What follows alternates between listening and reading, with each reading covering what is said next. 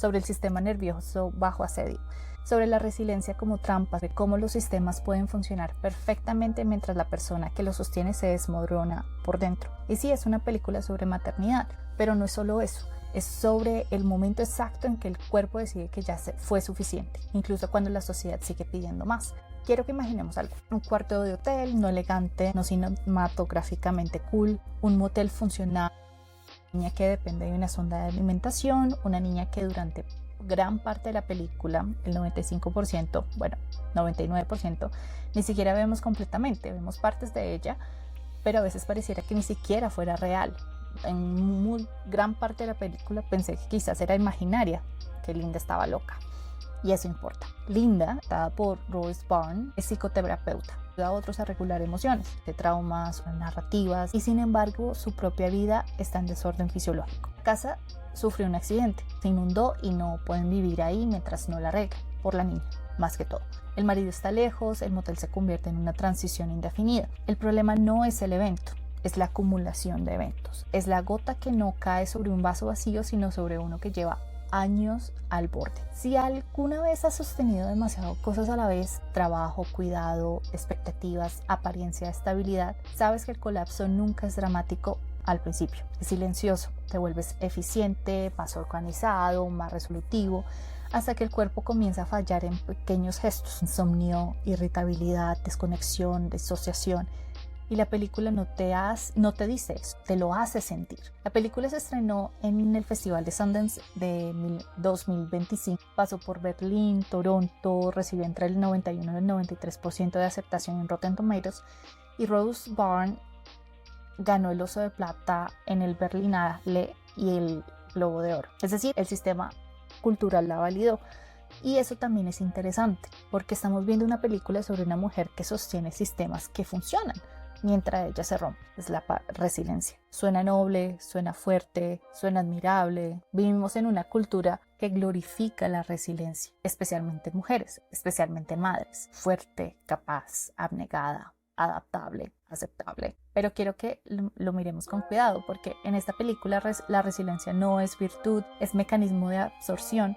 Resiliencia, en su definición original en física, es la capacidad de un material de absorber y volver a su forma sin romperse. La dinámica de absorber, volver, absorber, volver. Ahora, pregúntate algo incómodo: ¿quién se beneficia de que alguien absorba sin romperse? Yo alguna vez le decía a un ex jefe que estaba yo justo en ese mismo estado de agotamiento, le decía: a ver, ¿cuánto puedo yo estirar el caucho antes de que se rompa? ¿Qué quiere que haga? Es algo bien interesante. Entonces, en términos de Linda, cuando Linda funciona, cuando organiza las citas médicas en su trabajo, calma a su hija, responde llamadas, sostiene el motel como si fuera el hogar, nadie interviene, porque nada parece roto. Pero si colapsa, es inestable. Si sobrevive, está manejando. O sea, no hay puntos medios ahí. En ambos escenarios, el sistema queda intacto. Y aquí es donde la resiliencia se vuelve violencia estructural. No porque sea mala en sí misma, sino porque se convierte en una excusa para no redistribuir el peso. ¿Sabían que investigaciones sobre carga mental doméstica muestran que en muchos hogares, incluso con igualdad económica, la planificación invisible, citas médicas, anticipación de necesidades, regulación emocional, recae desproporcionadamente en mujeres? No porque seamos biológicamente superiores o mejores en eso, sino porque se espera que lo hagamos y que lo hagamos bien. Y cuando lo hacemos bien, la ayuda. Ella puede sola. Eso es brutal. La película muestra eso sin discurso. Resiliencia reemplaza cuidado. Soy Vivian y esto es Cosecha Salvaje, un espacio para escuchar el mundo con atención, para viajar sin mapas rígidos y encontrar significado en lo cotidiano. Gracias por estar aquí. Que comience la cosecha. Hola, ¿qué tal? Bienvenido a un nuevo episodio de Cosecha Salvaje. Hoy quiero que hablemos de If I Had Legs I'd Kick You, o su nombre en español, Si pudiera te patearía. Una película dirigida por Mary Brownstein y una película que muchos han llamado dramedy. Yo no la llamaría así. Es una película sobre el sistema nervioso bajo asedio, sobre la resiliencia como trampa, sobre cómo los sistemas pueden funcionar perfectamente mientras la persona que lo sostiene se desmorona por dentro. Y sí, es una película sobre maternidad, pero no es solo eso. Es sobre el momento exacto en que el cuerpo decide que ya fue suficiente, incluso cuando la sociedad sigue pidiendo más. Quiero que imaginemos algo: un cuarto de hotel, no elegante, no cinematográficamente cool, un motel funcional, gastado, con alfombra que absorbe sonidos y paredes que escuchan demasiado. Linda está ahí con su hija, una niña que depende de una sonda de alimentación, una niña que durante gran parte de la película, el 95%, bueno, 99%, ni siquiera vemos completamente, vemos partes de ella, pero a veces pareciera que ni siquiera fuera real. En muy gran parte de la película pensé que quizás era imaginaria, que Linda estaba loca, y eso importa. Linda, interpretada por Rose Byrne, es psicoterapeuta. Ayuda a otros a regular emociones, traduce traumas, ordena narrativas y sin embargo su propia vida está en desorden fisiológico. La casa sufrió un accidente, se inundó y no pueden vivir ahí mientras no la arreglen, por la niña, más que todo. El marido está lejos, el motel se convierte en una transición indefinida. El problema no es el evento, es la acumulación de eventos. Es la gota que no cae sobre un vaso vacío, sino sobre uno que lleva años al borde. Si alguna vez has sostenido demasiado cosas a la vez, trabajo, cuidado, expectativas, apariencia de estabilidad, sabes que el colapso nunca es dramático al principio. Es silencioso, te vuelves eficiente, más organizado, más resolutivo, hasta que el cuerpo comienza a fallar en pequeños gestos. Insomnio, irritabilidad, desconexión, disociación. Y la película no te dice eso, te lo hace sentir. La película se estrenó en el Festival de Sundance de 2025. Pasó por Berlín, Toronto, recibió entre el 91 y el 93% de aceptación en Rotten Tomatoes y Rose Byrne ganó el Oso de Plata en el Berlinale y el Globo de Oro. Es decir, el sistema cultural la validó. Y eso también es interesante, porque estamos viendo una película sobre una mujer que sostiene sistemas que funcionan mientras ella se rompe. Y la industria celebra esa representación. No lo digo como crítica, lo digo como observación. La película no ofrece redención fácil, no ofrece catarsis moral, no hay villano caricaturesco. El esposo, interpretado por Christian Slater, no es un monstruo, es competente, proveedor, racional y profundamente ausente en lo emocional. La interacción entre ellos dos es muy interesante. Él es un capitán de barco, asumo. Y yo, siendo un ex tripulante, comprendo muy bien el nivel de trabajo y responsabilidad que ese cargo tiene. Pero cada vez que habla con Linda, le recuerda que lo que ella hace es elemental. No puede concebir que ella esté perdiendo el control por algo tan elemental como cuidar la hija, trabajar, estar a cargo de los arreglos de la casa, o sea, cosas elementales. Conan O'Brien aparece como su terapeuta y lo hace con una normalidad casi perturbadora y de hecho pensaría que no le agrada. A mi parecer no tiene el más mínimo interés en su estado. Puede ser que está cansado de verla correr en círculos, que la ha atendido por mucho tiempo, que no le cae bien, no lo sé. Todo alrededor de ella funciona. El sistema médico funciona, el sistema financiero funciona, la terapia funciona, pero lo que no funciona es el cuerpo de ella. Y eso es clave. Hay algo que quiero explicar con mucho cuidado porque aquí es donde la película deja de ser historia y se vuelve biología. No del tipo de la biología de naturaleza, sino en el sentido común, en el sentido de cómo funciona el sistema nervioso bajo amenaza sostenida. Se habla mucho de que Linda está estresada, pero esa es una palabra demasiado pequeña. Lo que estamos viendo es hiperactivación simpática crónica, es decir, vivir en modo de emergencia sin emergencia real. Y no es una frase sofisticada, es algo muy concreto. Tu sistema nervioso tiene dos grandes modos básicos: activar y descansar. El modo activación, o sea, el simpático, es el que te prepara para reaccionar. Aumenta el ritmo cardíaco, tensa los músculos, agudiza la atención, te pone en un estado de algo está pasando, de urgencia. Es útil, es necesario. El problema no es activarse, el problema es no poder volver a un estado de calma. Entonces, la hiperactivación simpática crónica es cuando tu cuerpo se queda atrapado en ese estado durante demasiado tiempo. No estoy hablando de minutos, estoy hablando de meses, de años. Y el estrés sostenido puede mantener el cortisol elevado de forma persistente y eso impacta la memoria, la regulación emocional e incluso el sistema inmunológico. No es solo estar nerviosa, es fisiología alterada. Linda no está dramatizando, está en modo emergente permanente y está buscando escapatoria por medio del alcohol, por medio de las drogas. Linda no decide colapsar, su cuerpo lo hace. Y aquí viene lo inquietante. Muchas personas altamente funcionales viven así. Incluso en algún momento tú y yo hemos vivido en ese estado, en ese ciclo de trabajar, resolver, organizar, sostener y repita. Desde afuera se ve como competencia, desde adentro se ve como un sistema nervioso saturado. El neurocientífico Stephen Porges, creo que se dice así, propone algo interesante en su teoría polivagal. El cuerpo prioriza seguridad antes de un pensamiento racional. Si no percibes seguridad, no importa cuánto reflexiones, tu organismo va a seguir en alerta.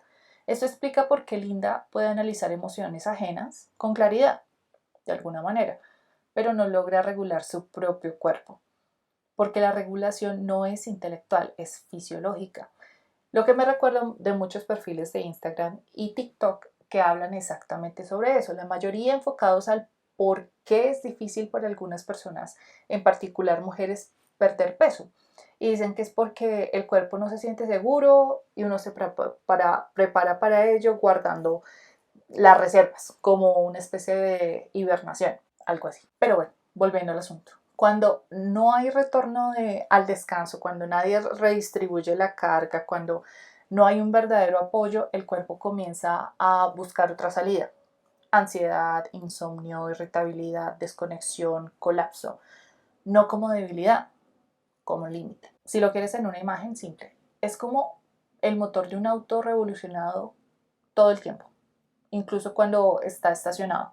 Eventualmente algo se va a quemar. Y la película no muestra una explosión espectacular, muestra algo un poco más real, muestra el desgaste. Y eso no es metáfora. Estudios sobre el burnout o el agotamiento clínico, como los de Christina Masloch, muestran que el agotamiento prolongado altera la percepción del tiempo, empatía y sensación de agencia. Se ve claramente en la película. Linda se está desmoronando, ya no sigue las reglas, se molesta que le digan lo que tiene que hacer o lo que está haciendo mal, no porque necesariamente lo esté haciendo mal, sino porque físicamente y emocionalmente no puede más. El agotamiento no es simplemente estar cansado, está asociado a cambios medibles en cortisol y reactividad autonómica. De nuevo, lo hablan todo el tiempo en redes sociales, quizás tienen algo de razón. Y continúo. La película te mete dentro de eso. La cámara es claustrofóbica, los planos son cerrados, el aire parece faltar. No estás viendo ansiedad, estás siendo inducida a ello. Y aquí viene algo incómodo. Cuando Linda en la escena final tiene una especie de pelea con el mar al intentar entrar y que este la expulsara con fuerza hacia la orilla, me preguntaba, ¿intentó escapar de esta vida? La película realmente no responde. Al final no sabemos si está viva, si está muerta, si lo logró, si no lo logró, si tuvo un momento de claridad. No lo sabemos. Y creo que esa no es la pregunta correcta. La pregunta correcta sería, ¿qué significa querer no ser demandada durante un minuto? ¿Qué pasaría si no me necesitan por un minuto? Porque a veces el deseo no es morir, el deseo es dejar de ser necesaria. Hay una palabra que aparece todo el tiempo cuando hablamos de mujeres, madres, cuidadoras: resiliencia. Suena noble, suena fuerte, suena admirable. Vivimos en una cultura que glorifica la resiliencia, especialmente en mujeres, especialmente en madres. Fuerte, capaz, abnegada, adaptable, aceptable. Pero quiero que lo miremos con cuidado, porque en esta película la resiliencia no es virtud, es mecanismo de absorción. Resiliencia, en su definición original en física, es la capacidad de un material de absorber y volver a su forma sin romperse. La dinámica de absorber, volver, volver. Ahora, pregúntate algo incómodo. ¿Quién se beneficia de que alguien absorba sin romperse? Yo alguna vez le decía a un ex jefe que estaba yo justo en ese mismo estado de agotamiento. Le decía, a ver, ¿cuánto puedo yo estirar el caucho antes de que se rompa? ¿Qué quiere que haga? Es algo bien interesante. Entonces, en términos de Linda, cuando Linda funciona, cuando organiza las citas médicas, mantiene su trabajo, calma a su hija, responde llamadas, sostiene el motel como si fuera el hogar, nadie interviene porque nada parece roto. Pero si colapsa, es inestable. Si sobrevive, está manejando. O sea, no hay puntos medios ahí. En ambos escenarios, el sistema queda intacto. Y aquí es donde la resiliencia se vuelve violencia estructural, no porque sea mala en sí misma, sino porque se convierte en una excusa para no redistribuir el peso. ¿Sabían que investigaciones sobre carga mental doméstica muestran que en muchos hogares, incluso con igualdad económica, la planificación invisible, citas médicas, anticipación de necesidades, regulación emocional, recae desproporcionadamente en mujeres? No porque seamos biológicamente superiores o mejores en eso, sino porque se espera que lo hagamos y que lo hagamos bien. Y cuando lo hacemos bien, se retira la ayuda. Ah, ella puede sola. Eso es brutal. La película muestra eso sin discurso. Resiliencia reemplaza cuidado. La filósofa Judith Butler habla de la precariedad como condición compartida, pero distribuida de forma desigual. Todas las vidas son vulnerables, pero no todas reciben el mismo soporte cuando esta vulnerabilidad aparece. Linda vive en precariedad emocional constante, pero como había sido tan competente, como es profesional, como es fuerte, su precariedad no activa alarma hasta que se rompe. Pero mientras tanto, activa confianza y la confianza en ese contexto es abandono elegante. Aquí hay una lógica cruel que la película expone sin decirlo en voz alta. Mientras sigas funcionando, nadie te rescata. Mientras sigas pagando cuentas, nadie cuestiona la estructura. Mientras sigas fuerte, tu sufrimiento es invisible. Y quiero decir algo con cuidado, la resiliencia es necesaria, obviamente, sí, claro que sí. Pero cuando se convierte en expectativa permanente, deja de ser fortaleza y se vuelve extracción. Extracción de energía, de tiempo, de regulación, de cuerpo. Es minería emocional. Y el cuerpo no es una mina infinita. Muchos de ustedes asumo que ya lo saben, yo lo sé. Después de mucho tiempo de estar sola, de lidiar con su trabajo, estamos hablando de Linda, sus pacientes y de cuidar a su hija, ella se rompe. No le queda nada para ella, o sea, le está dando literalmente todo lo que ella tiene a cosas exteriores, menos a ella, y pierde su norte. Y eso revela algo incómodo. El sistema no está roto cuando tú te rompes. El sistema está diseñado para seguir incluso si tú colapsas. Eso es lo que hace que la resiliencia en este contexto sea violenta. No porque alguien esté gritando, sino porque nadie está redistribuyendo. Y quizá la pregunta no es ¿cómo puedo ser más resiliente? Sino ¿por qué tengo que serlo? Y tanto. En muchos países de América Latina en especial, la mujer fuerte no es excepción, es arquetipo. Mujer que aguanta, la mujer que sostiene, la hija que cuida, la abuela que ayuda a sostener, porque ya vivió todas esas etapas. No es solo dinámica familiar, es narrativa histórica. En contextos marcados por dictaduras, violencia política, desplazamiento, crisis económicas, informalidad laboral, la supervivencia cotidiana se volvió virtud moral. La mujer que resiste no solo protege su familia, encapsula a la nación. Y ahí empieza el problema. La madre como columna estructural. Países como Colombia, México, Argentina, Chile, con sus diferencias enormes, obviamente, todos tenemos algo en común. La figura de la madre es sacrificial, la madre que puede con todo. La literatura, la televisión, las telenovelas, incluso el discurso político la celebran. Un ejemplo es la famosa serie Lo que callamos las mujeres. Pero celebrarla también es una forma de normalizar esa sobrecarga. Cuando la madre es heroína, la redistribución parece innecesaria.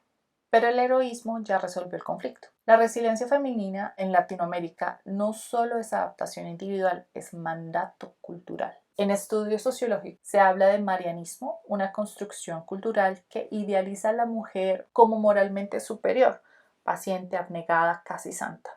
Una versión secularizada de la Virgen María, pura, fuerte en el sufrimiento y silenciosa. El problema no es la espiritualidad, el problema es que el dolor se vuelve virtud. Y cuando el dolor se vuelve virtud, dejar de aguantar se siente como fracaso moral. No solo estás cansada, estás traicionando tu rol, tu legado, pareciera pecado mortal cambiar de rumbo. Eso es violencia estructural sofisticada y hay que hablar de la crisis permanente como normalidad. En muchos contextos latinoamericanos, la crisis no es evento excepcional, es fondo permanente: inflación, violencia, inestabilidad laboral, migración forzada. Cuando la crisis es paisaje, la resiliencia deja de ser estrategia temporal y se vuelve como modo de vida.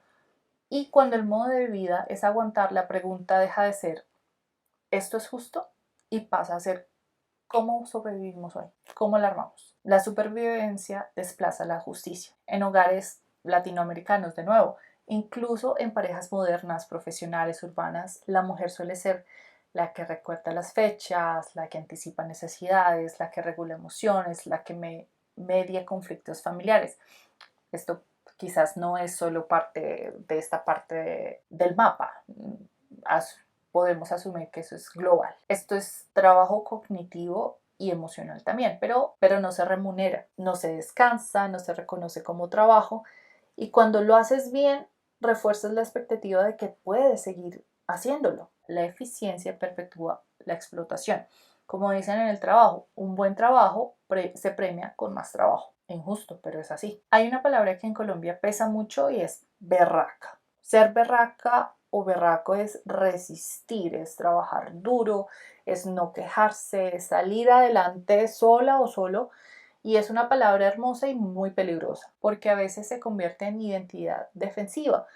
Yo no necesito ayuda, yo siempre he podido sola, así nos tocó, así es. El orgullo protege, pero también aísla. Y el sistema adora a las mujeres que pueden solas, porque no exigen redistribución. La mujer resiliente, especialmente en Latinoamérica, acumula respeto social, es admirada, pero ese respeto no siempre se traduce en alivio real.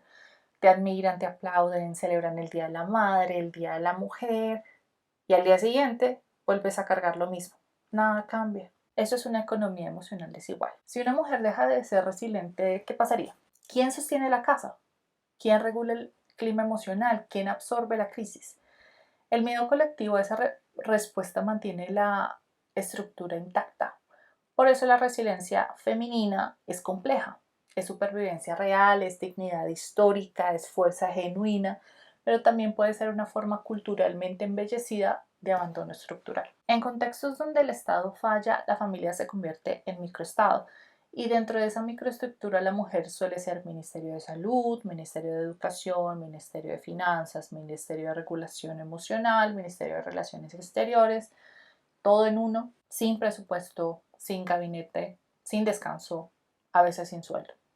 Y cuando colapsa, no colapsa solo ella, colapsa el hogar entero. Por eso el sistema necesita que sea resiliente. Y ahora hablemos de Charles, de nuevo, el esposo de Linda. No como antagonista, no como caricatura, sino como presencia difusa, o mejor dicho, como ausencia activa. Charles no es violento, como lo decíamos anteriormente, no es cruel en el sentido evidente, pero está emocionalmente indispuesto o indisponible. Rara vez está, y cuando está juzga. Lo hablábamos cuando lo decía antes de las llamadas telefónicas. Él evalúa, él critica, tiene la batuta para decir esto está bien, esto está mal, ¿por qué no lo ha hecho? ¿Por qué se demora tanto? O sea, ¿en qué usa su tiempo? No nutre. Y cualquiera que haya cargado más peso emocional que su pareja reconocerá esto inmediatamente. No es el grito lo que desgasta, es la falta de sostén. Charles no parece interesado en evitar el caos emocional de Linda.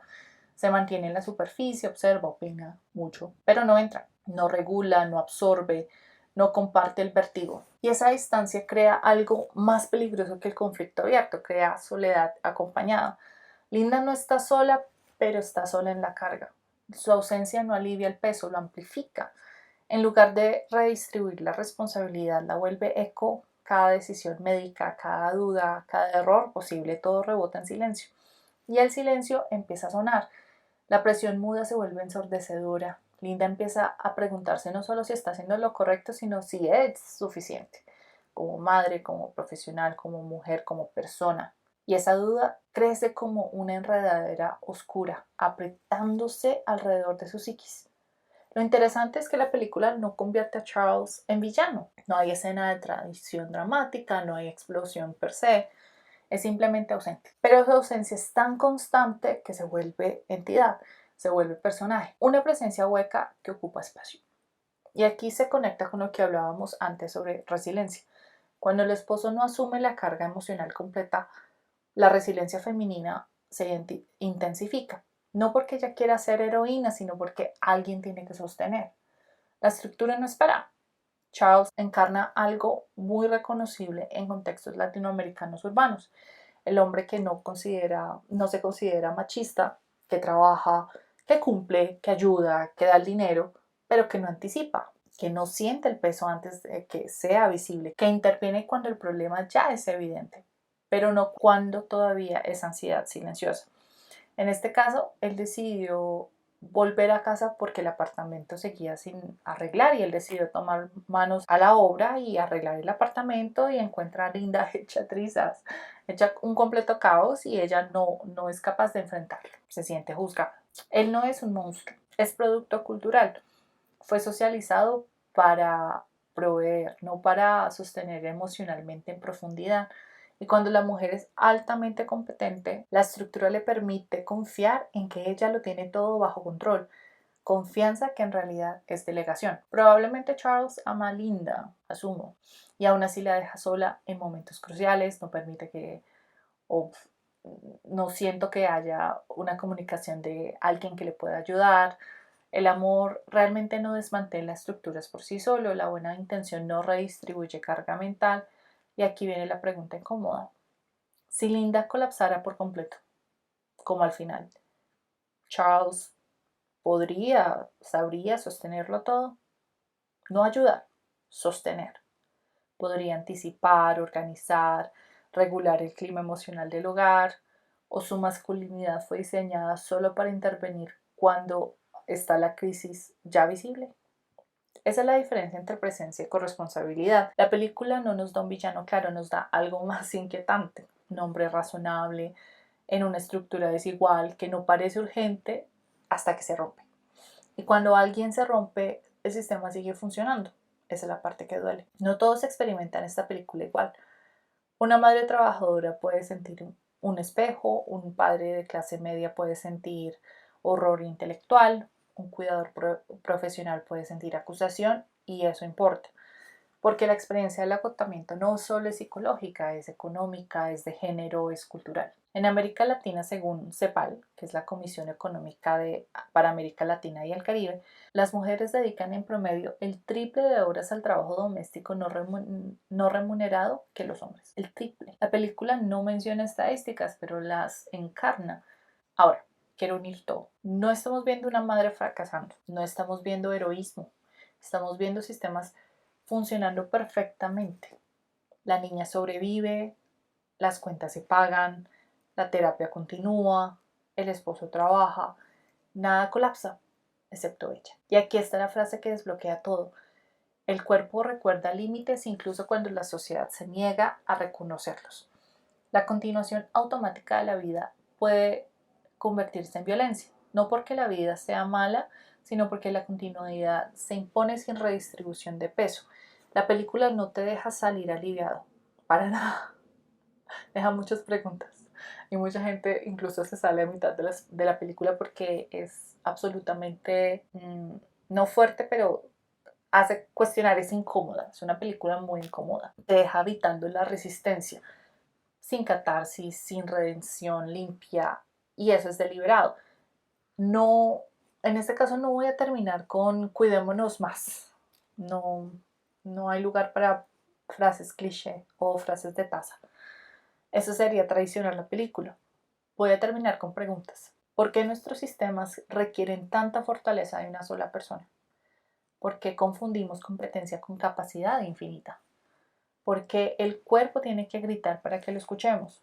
En If I Had Legs, I'd Kick You no es una película sobre resiliencia admirable, es una película sobre límites y sobre lo que ocurre cuando ese límite no es reconocido hasta que el cuerpo lo impone. A veces continuar no es valentía, es inercia estructural. Y quizás lo más radical que podemos hacer no es resistir más, sino redistribuir el peso antes del colapso. Gracias por quedarte con esta incomodidad conmigo. Nos vemos en el próximo episodio. Chao.